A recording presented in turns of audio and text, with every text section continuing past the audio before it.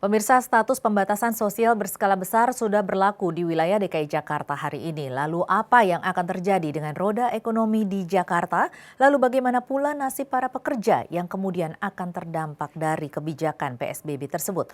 Untuk membahas hal ini telah bergabung bersama kami pengamat ekonomi Indef Mas Abra Talatov. Selamat siang Mas Abra. Selamat siang, Mbak Tasya. Iya, Mas Abra, ini PSBB sudah diberlakukan hari ini ya Mas Abra ya. Ini sepertinya Iya, masyarakat kecil yang paling terdampak akan kebijakan tersebut. Nah, karena tentunya penerapan PSBB akan mengharuskan para perusahaan untuk menutup usahanya. Nah, ini bagaimana Mas Abra melihatnya? iya, Jakarta ini memang sebagai jantung ekonomi nasional tentunya dengan penerapan PSBB ini tentu memiliki dampak yang sangat luas buat masyarakat ya, terutama para pekerja sektor informal gitu. Mhm. Karena kalau pekerja formal, pemerintah daerah sendiri sudah mengecualikan untuk 8 sektor yang memang masih urgen untuk masyarakat, misalnya di sektor makanan ya, logistik, kemudian juga sektor rumah Informasi. sakit dan Ya. sebagainya. Tetapi untuk sektor-sektor yang dikecualikan ini yang memang eee, pemerintah perlu mengantisipasi ya, terutama pekerja formal yang dirumahkan ini yang tidak mendapatkan bayaran atau unpaid leave ya, tidak digaji itu seperti apa. Mhm. Karena memang pemerintah sekarang sudah mengalokasikan bantuan sosial ya ke masyarakat di DKI Jakarta. Tetapi ini kan sasarannya adalah kelompok miskin dan rentan miskin, bukan yang orang yang tidak miskin. Kemudian juga kalau kita lihat jumlah pekerja informal di Jakarta ini cukup besar, ada sekitar 1,5 juta orang. Nah, ini termasuk driver online. Nah, ini bantuan yang sesegera mungkin seperti apa nih mekanismenya? Karena kalau kita lihat program yang mau diberikan pemerintah, Kartu Prakerja, itu kan sekarang belum dilakukan. Bahkan situsnya pun kemarin sempat ditunda karena masih down, 11 April besok baru bisa dibuka. Jadi yang pekerja harian yang mereka buat kebutuhan sehari-harinya dengan mengais rezeki ini bantuannya seperti apa juga kita khawatirkan mereka akan terdampak berat di hari-hari ini gitu, Mbak. Kalau saran Anda bagaimana bantuan ini seharusnya dilakukan untuk para Iya, pekerja informal tersebut? betul, yang sudah dilakukan sementara ini kan pemerintah sudah mendata ya, melalui Mhm. pemerintah daerah mendata, ada sekitar tambahan 1,25 juta, keluarga, yang mendapatkan bantuan sosial sekitar 600.000 berupa sembako. Nah, tetapi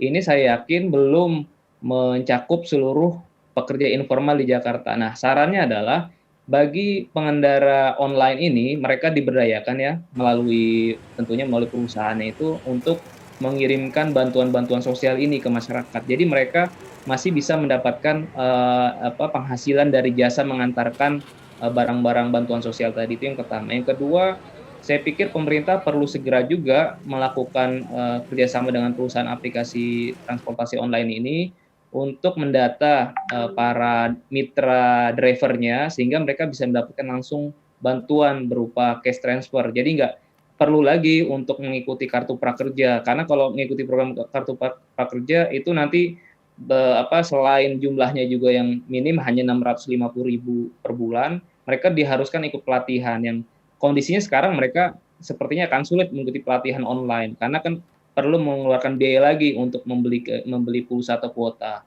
Mhm. Seperti itu, Mbak.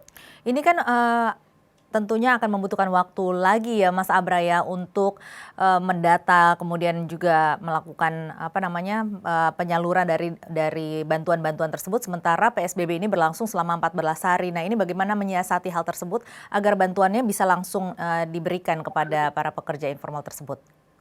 Iya, kalau menurut saya nih pemerintah, melalui gugus tugas itu di daerah perlu membuka posko ya. Jadi, selain tadi melalui jalur, kerjasama dengan perusahaan-perusahaan yang, mitra-mitranya tadi mereka otomatis tidak bisa mendapatkan pesanan penumpang, mereka tuh bisa langsung diberikan subsidi oleh pemerintah melalui dari perusahaan. Jadi nggak perlu lagi si mitra, driver, melaporkan ke pemerintah. Yang kedua, bagi pekerja informal di luar transportasi tadi, itu, idealnya dibuatkan posko ya, entah itu di level kelurahan ataupun di level kota madya, sehingga mereka bisa bisa mengajukan diri. Mereka belum mendapatkan bantuan, baik dari bantuan pemerintah pusat maupun pemerintah daerah. Intinya pemerintah harus membuka saluran yang semasif mungkin sehingga masyarakat pekerja informal ini yang memang betul-betul membutuhkan bahan pokok itu mereka bisa mendapatkan untuk segera mungkin. Karena ini urusan perut, jadi tidak bisa ditunda 1-2 hari gitu. Hmm. Nah, ini pemerintah sudah Gitu. memberikan bantuan langsung, Mas Abra ya. Apakah menurut Anda ini cukup untuk memenuhi kebutuhan primer mereka? Ya, kalau dilihat dari nominalnya yang 600.000 per bulan itu memang, tentunya untuk satu keluarga sangat, minim sekali ya.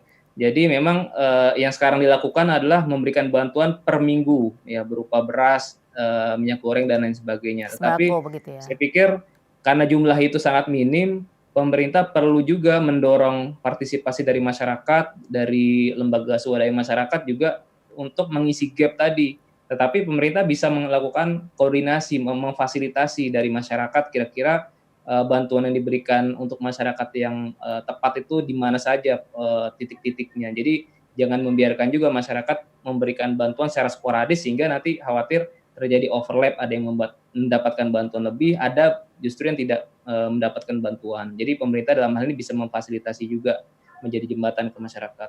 Baik, Mas Abra, nanti kita akan lanjutkan lagi perbincangan ini, tetapi kita harus jeda sejenak. Pemirsa tetaplah bersama kami akan kembali sesaat lagi.